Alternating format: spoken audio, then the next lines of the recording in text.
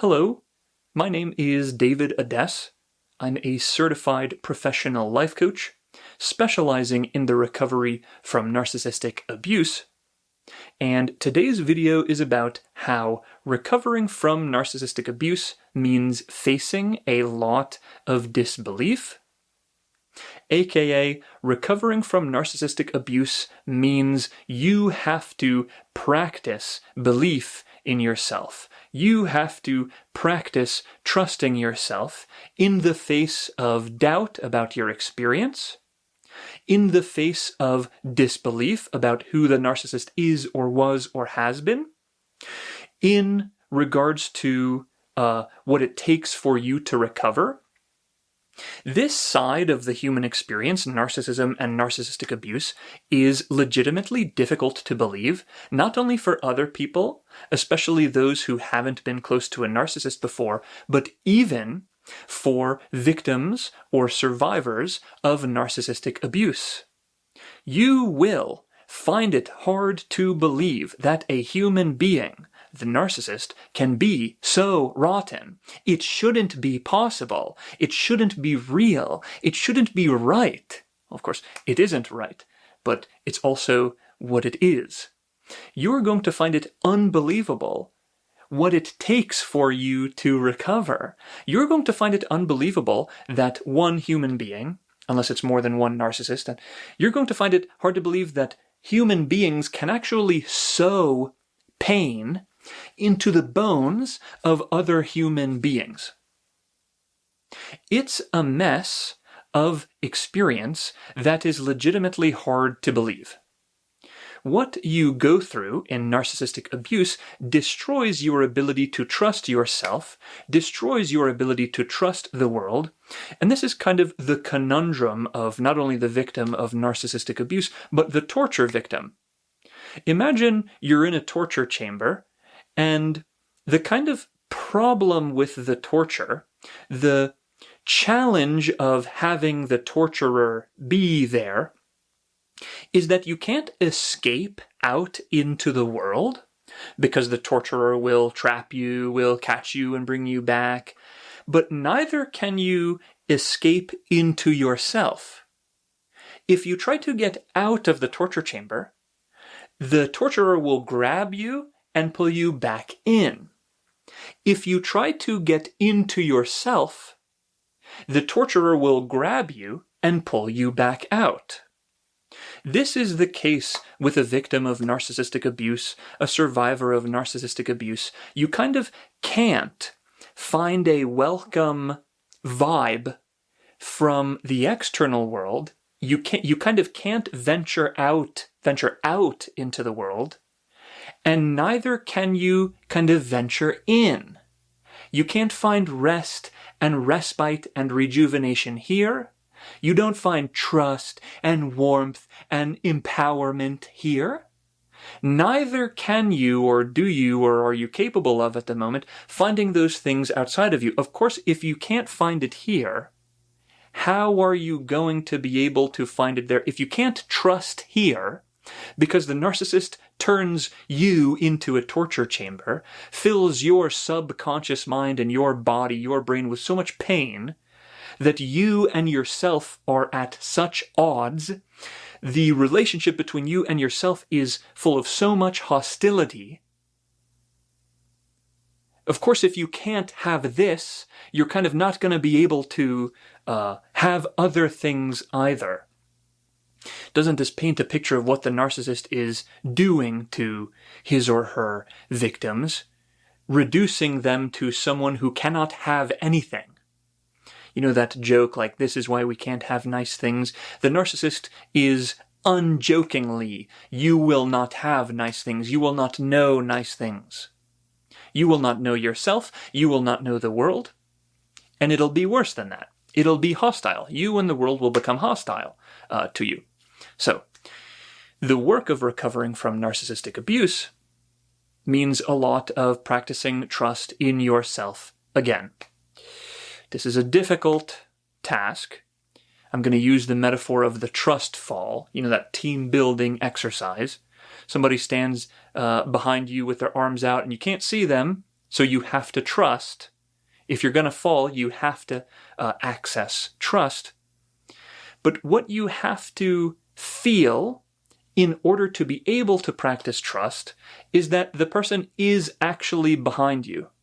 If you get the sense that the person moved or isn't there, there's nothing to trust in that moment. So of course then you kind of shouldn't trust. And this is a metaphor for your relationship with yourself. In order to be able to trust yourself, let's say, again, you would have to sense, you would have to intuit, you'd have to see and hear and feel and know that you're there, behind you, so to speak. Imagine that your subconscious mind, imagine that the depths of your brain are like behind you, so that when you fall asleep, for example, you're actually falling into yourself.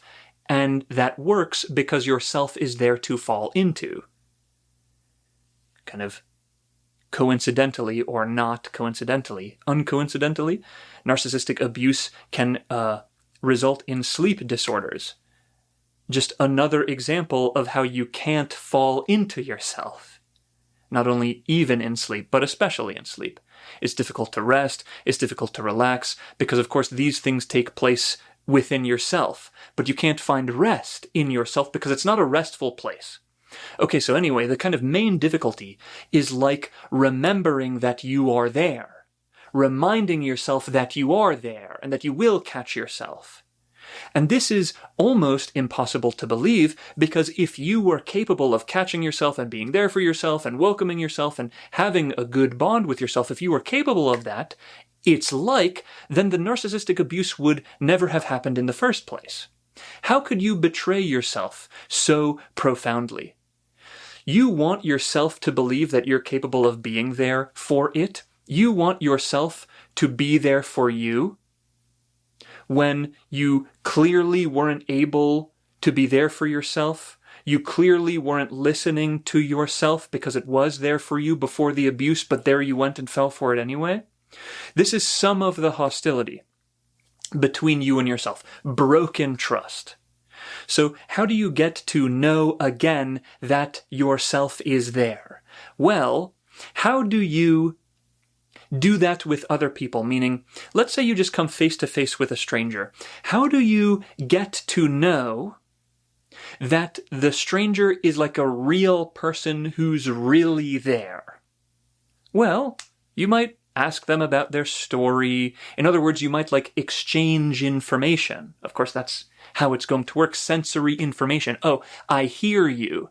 Oh, when I talk, I see that you get it. And then you reflect something back to me. So you must be real. So maybe you shake their hand. Oh, he's real. Maybe you, I don't know, you see and you hear and don't do anything inappropriate. Maybe you could smell them if they're especially smelly.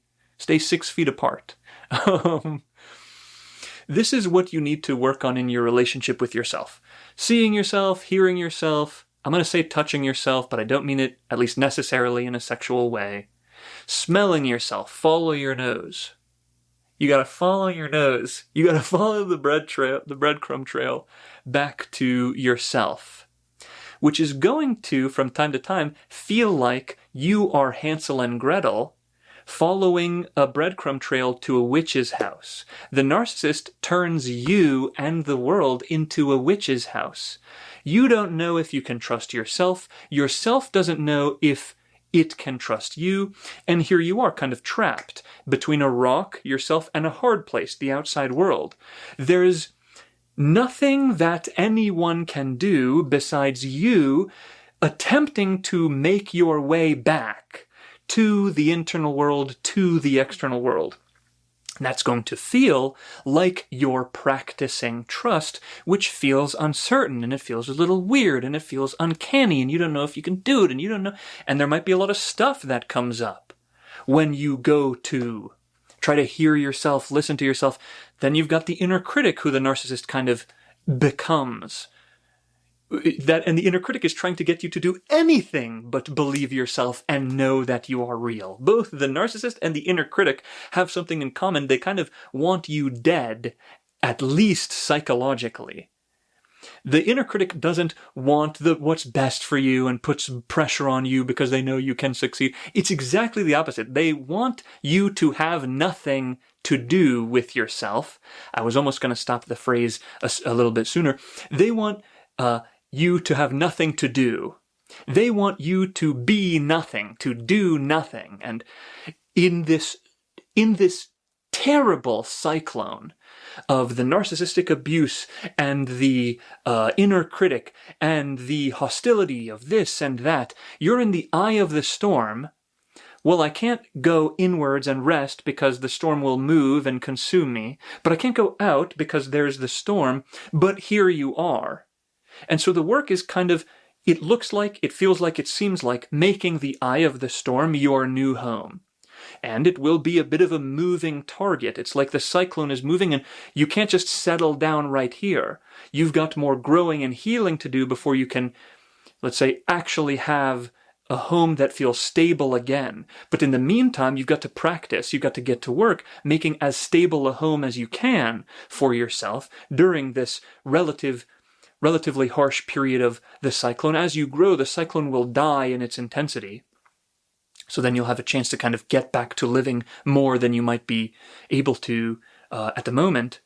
But in the meantime, this is the kind of crux of the video, the point of the video, the end of the video, is you've got to come up with something, come up with an idea, something that you could do to show yourself that you are interested in hearing, seeing, tasting, touching, smelling yourself, because again, that's how you'd get to know that you're real. Think of something that you could do that signals to yourself that you're there for yourself. You're actively interested, almost like a journalist, like, hey, tell me about who you are and tell me about your story. That's what you're trying to do to yourself, for yourself. You're trying to believe yourself again after yourself went through something unbelievable. So do you know how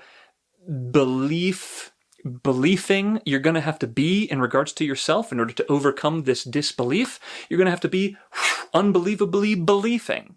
Could you believe it? Think of something that signals to yourself that you are ready for yourself to bring itself to the surface, even with its pain. Think of, kind of to put it as simply or as simplistically as possible, think of something you could do where you're treating yourself well. Think of something you could do that gives yourself a break. Think of something you can do, and this might happen from moment to moment on a day-to-day basis, like, okay, I'll take a break at this moment, and okay, I'll be a little slower during this, and you know what, I'm going to go for that extra challenge today. It would be nice for myself. It would be good to myself. And it might look like something that you implement on a weekly or monthly basis.